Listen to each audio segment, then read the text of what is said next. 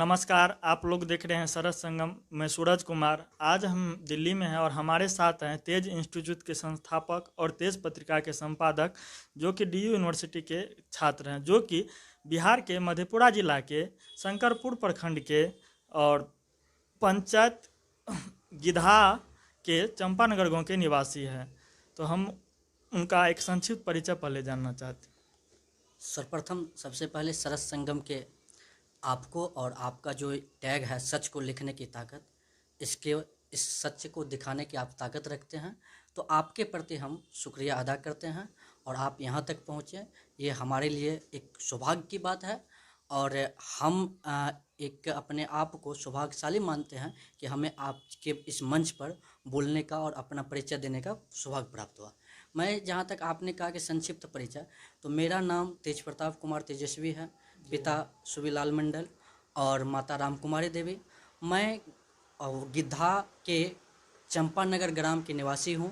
मेरा शंकरपुर प्रखंड है और मधेपुरा डिस्ट्रिक्ट के निवासी हूँ। बिहार राज्य संबंधित हूँ। आपने कहाँ तक पढ़ाई की और क्या क्या अभी कर रहे हैं? वर्तमान में हमारी पढ़ाई मास्टर की हो चुकी है और हम रिजल्ट के इंतज़ार में हैं। कुछ दिन में हम मास्टर उत्तीर्ण हो जाएंगे, जिसको स्नातकोत्तर उत्तीर्णता कहते हैं।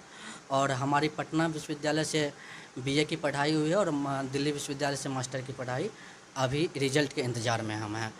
हम ये जानना चाहते हैं, मनुष्य के लिए शिक्षा क्यों जरूरी है? मनुष्य के लिए शिक्षा इसलिए ज़रूरी है कि शिक्षा जो है मनुष्य को मनुष्य तत्व प्रदान करती है। यह समाज के निम्न पायदान से उठा करके समाज के सर्वोच्च पायदान पर लाने का प्रयास करता है। इसलिए शिक्षा हमारे लिए और हमारे समाज के लिए बहुत ज़रूरी है। हम ये भी जानना चाहते हैं, जो आपने, जैसा कि आपके बारे में जानकारी है हमको, आपने नेट क्वालिफाई भी किया है और आप भाषा से कर रहे हैं, भाषा में हिंदी साहित्य से कर रहे हैं, तो हिंदी को लेकर आप क्या कहना चाहते हैं? जैसा कि आपने कहा कि मैं 2020 में नवंबर में अपने हिंदी विषय से नेट क्वालिफाइड किया हूँ। और हिंदी के बारे में मेरा यह है कि हिंदी का भविष्य उज्जवल है, क्योंकि यह संसार की तीसरी सबसे बोली जाने वाली और संचार की और व्यापार की सबसे बोली जाने वाली महत्वपूर्ण भाषा है। तो ये हिंदी का जो भविष्य है वह उज्जवल है। लेकिन आजकल हिंदी में बहुत सारे ऐसे लोग आ रहे हैं जिसे रुचि नहीं है, वे अपनी इच्छा अनुसार तो नहीं, किसी के दबाव में या देखने की प्रवृत्ति या देखाव की प्रवृत्ति के कारण आ रहे हैं। तो वह कहीं ना कहीं उनके लिए हिंदी लाभदायक नहीं है। लेकिन जो विद्यार्थी हिंदी के प्रति समर्पित है, उनका भविष्य उज्जवल है और वे आगे जा सकते हैं, बहुत आगे जा सकते हैं। हिंदी में जैसे हमारे आप बिहार से हैं, तो बिहार में अनेक सारे लेखक लेखिका हुए, कवि कवित्री हुए, तो आपका कोई ऐसा कोई रोल मॉडल या आपका कोई? देखिए, रोल मॉडल तो अपने अपने इच्छा अनुसार होते हैं, लेकिन बिहार के अनेक कवि हैं, कथाकार हैं, जिसमें मुझे सबसे ज़्यादा प्रभावित करता है तो वह है हमारा फणीश्वर नाथ रेणु, जिसे बिहार के और हिंदी साहित्य जगत में दूसरा प्रेमचंद कहा जाता है। और अगर कवि के रूप में कहिएगा तो हमारा सबसे प्रिय कवि है रामधारी सिंह दिनकर, पटना विश्वविद्यालय के धरोहर हैं। तो वो हमारे लिए बहुत महत्वपूर्ण कवि हैं और हमारे कथाकार रेणु हैं। आपने तेज पत्रिका का भी संपादक किया है, उसके बाद आपका कई सारा लेख निबंध जो है मासिक, राष्ट्रीय मासिक पत्रिका सब में छपा है। तो आप इन उपलब्धियों को किस तरह देखते हैं और आपके आगे बढ़ने में किन किन लोगों का सहयोग रहा है? सहयोग की जहाँ तक बात है तो इस सहयोग में बहुत लंबी लाइन है, कड़ी है। मुझे याद है कि जब मैं 8वीं पास करके मधेपुरा आ रहा था तो मेरे पिताजी बहुत असमंजस की स्थिति में थे। उन्हें लग रहा था कि मैं अपने बेटे को नहीं पढ़ा पाऊँगा, तो वहाँ पर मुझे शत्रुघ्न चाचा ने मदद किया था।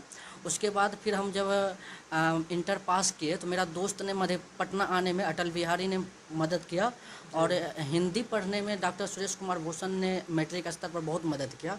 उसके बाद जब हमारी बीएस की परीक्षा पटना विश्वविद्यालय से हो गई तो डॉक्टर सरदेंदु कुमार ने दिल्ली आने का सपना दिखाया और दिल्ली में दिल्ली विश्वविद्यालय जैसे और जवाहरलाल नेहरू विश्वविद्यालय जैसे प्रतिष्ठित विश्वविद्यालयों की तैयारी करने के लिए प्रेरित किए और वहाँ से यहाँ तक हम सफ़र तय किया।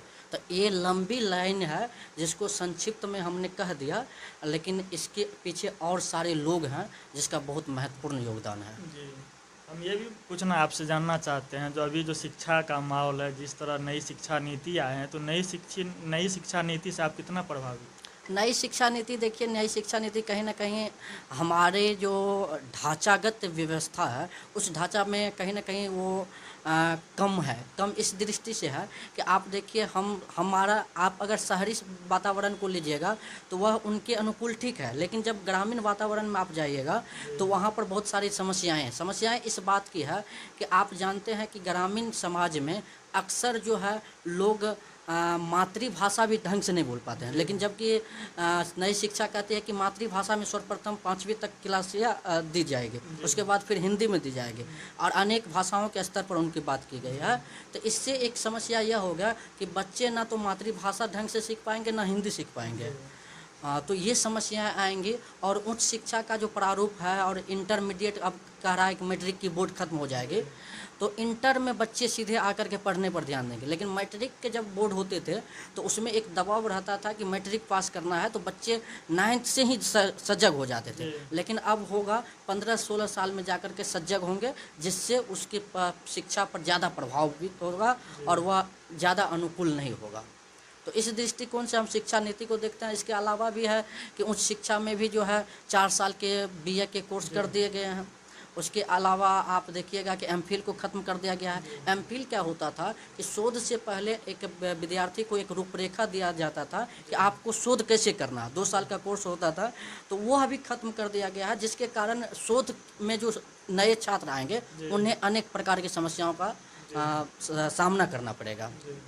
हम ये भी जानना चाहते हैं, अभी जो शिक्षा का जो ये स्तर है, खासकर बिहार में देखा जाता है, सही से लोग पढ़ नहीं पाते, वहाँ का क्या कारण है जो नहीं पढ़ पाते, वहाँ की आर्थिक स्थिति क्या है, और शिक्षा के लेकर वहाँ के व्यक्तियों को क्या अपना संदेश देना चाहते हैं सरस संगम चैनल के माध्यम से? उसके तहत जो है बिहार की, जहाँ तक बिहार के संदर्भ में बात कीजिएगा तो बिहार में 3-4 चीज़ें ऐसी है जिस पर ज़्यादा बल देने की ज़रूरत है। सबसे पहला तो गरीबी वहाँ पर बहुत है।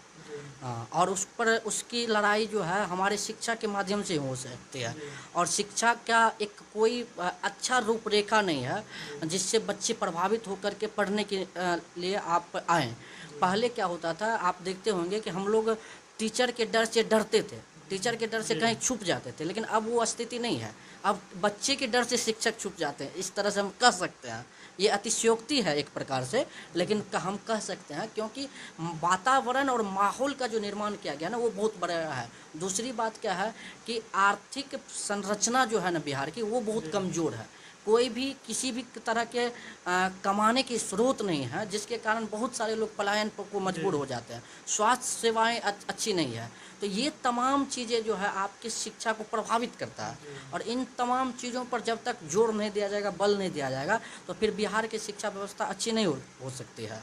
लेकिन फिर भी कम संसाधन में बहुत सारे लोग अच्छे लोग हैं और आगे निकल रहे हैं। तो उन सब से हमें प्रेरणा लेकर के आगे बढ़ने की ज़रूरत है। और आगे बढ़ कर के हम देश और राष्ट्र का नेतृत्व कर सकते हैं, विश्व समाज का नेतृत्व कर सकते हैं। तो ये है। हम ये भी जानना चाहते हैं जो आपका अगला लक्ष्य क्या है, आप क्या करना चाहते हैं जीवन में? हमारा एक लक्ष्य है, हम अभी वर्तमान में तो हमारा नेट हो गया है। हमारा पहला टारगेट अभी के दौर में JRF क्वालिफाइड करना, जिससे हमारे आर्थिक संबलता मजबूत होगी। दूसरी बात, हमें हमारा लक्ष्य है PhD में एडमिशन लेना। और तीसरा हमारा लक्ष्य है प्रोफेसर बनना। मतलब आप देख लीजिए कि लक्ष्य एक है प्रोफेसर बनना, लेकिन प्रक्रिया ये है, तो इन प्रक्रियाओं से हमें गुजर करके आगे बढ़ना है।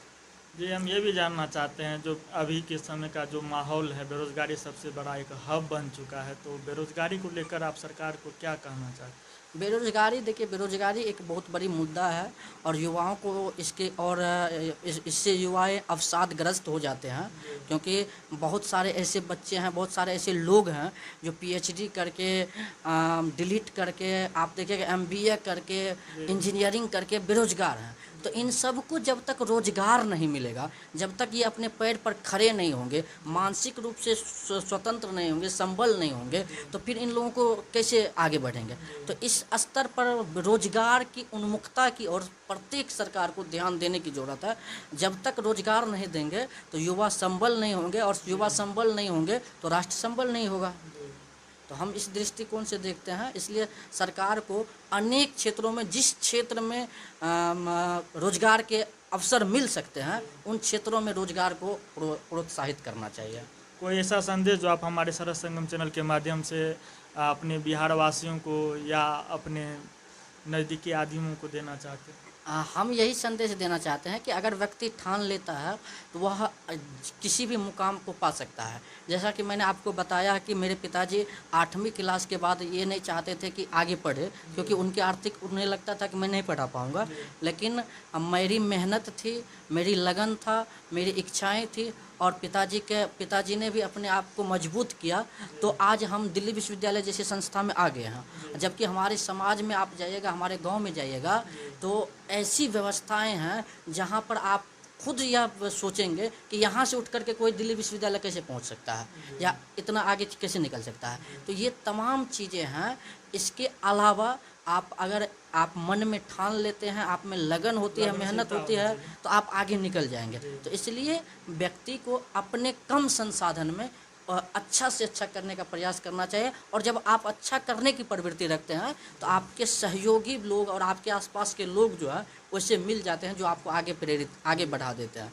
तो यही हम संदेश देना चाहते हैं कि आप अपने क्षेत्र में, अपने विषय में पूरी ईमानदारी से, मेहनत से काम कीजिए, आपको सफलता मिलेगी। आज हम लोग सफल नहीं हैं, लेकिन सफलता के निकट हैं। हम लोगों को यह एहसास होता है कि हम आज नहीं तो कल सफल होंगे। बहुत बहुत धन्यवाद हमसे जुड़ने के लिए, और आपको हमसे, हमारे तरफ से और हमारे चैनल सरस संगम की तरफ से बहुत बहुत बधाई और शुभकामनाएं। हम चाहते हैं आप सफल होकर यहाँ से बिहार जाए और अपने मातृभूमि की सेवा करें।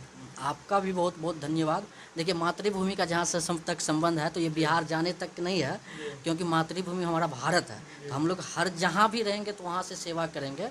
तो लेकिन हमारा बिहार एक प्रांतीय क्षेत्र है, तो लोगों को लगता है कि अपने क्षेत्र में अच्छा काम करें। तो हम इन चीज़ों को भी ध्यान रखेंगे कि अपने प्रांतीय क्षेत्र में हो, लेकिन अगर हमें कहीं पर भी मौका मिलेगा तो हम अपने कर्म के प्रति, जिस पिता ने हमको मेहनत की सीख दी है कि किस तरह से मेहनत से आगे बढ़ा जाता है, उसको हम पूरी गंभीरता से अपने जीवन में अपनाएंगे और जिस क्षेत्र में जाएंगे उसे दिन रात मेहनत करके उसको ऊंचाई के मुकाम पर ले जाने का प्रयास करेंगे। बहुत बहुत धन्यवाद हमसे जुड़ने के लिए। आपका भी बहुत बहुत धन्यवाद। आपने मुझे मौका दिया और आपने यहाँ दिल्ली आकर के उस समाज से आकर मिले और मुझसे कुछ जानने की जिज्ञासा इच्छा व्यक्त की।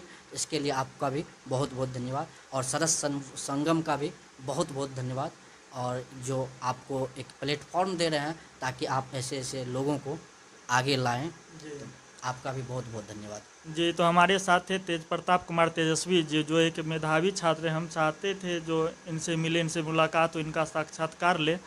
तो अगर आप लोग मेरा YouTube चैनल देख रहे हैं तो मेरे चैनल को लाइक, सब्सक्राइब और शेयर ज़रूर करें। और आप मेरा फेसबुक पेज भी देख रहे हैं तो फेसबुक पेज को लाइक करें, शेयर करें और देखते रहे सरस संगम।